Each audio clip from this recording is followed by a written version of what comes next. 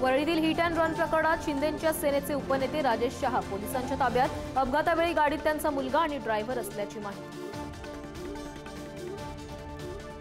उद्धव ठाकरेंच्या उपस्थितीत संभाजीनगरमध्ये मेळावा। विधानसभेसाठी ठाकरेंच्या सेनेने कंबर कसली। दौऱ्यांचा धडाका।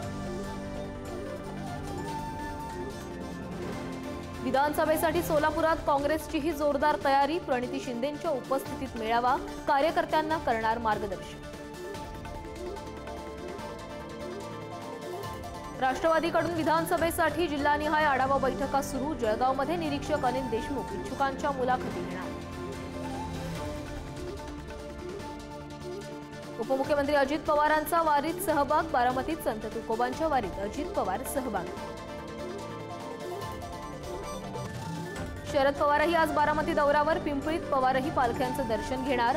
गोविंद बागेत कार्यकर्त्यांशी संवादही साधणार।